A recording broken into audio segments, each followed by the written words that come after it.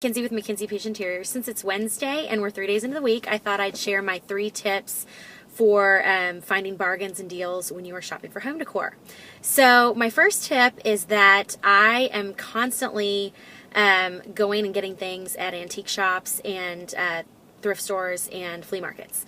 So you've heard of I break for animals? Well, I break for furniture, and you should too.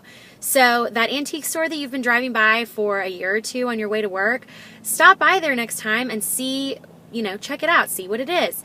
Sometimes it is a total bust, but sometimes you find a diamond in the rough, and sometimes you find something you never expected behind, those old tattered doors.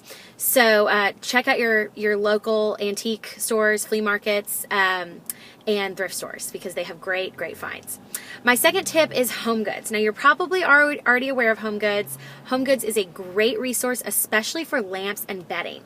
So my rule of thumb with lamps is make sure it has a pretty shade if you plan to keep the shade, if that's, in your budget. Or otherwise, sometimes the bases are great and the shade's not so great, and you know what? Replacing a shade is not as big of a deal as you would think.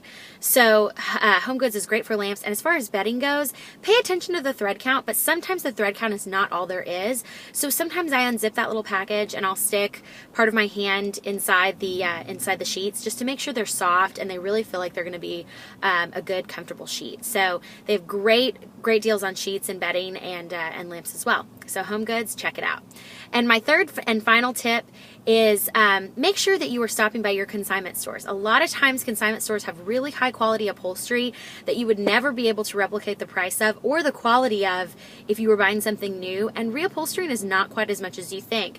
It's probably about between $300 and $1,000 for a chair, depending on how big it is and how complicated, and probably about $600 to $2,000 for a sofa. Now, while that sounds like a lot, a new sofa from Pottery Barn can easily be $2,800, $3,500, $4,000. And so when you consider that, and you consider that you can get great quality upholstery at consignment places, it's really worth checking out and worth getting a quote from your local upholstery shop to see if you can make it work. Those are my 3 tips for Wednesday. Thanks, guys, for watching, and I'll see you next time.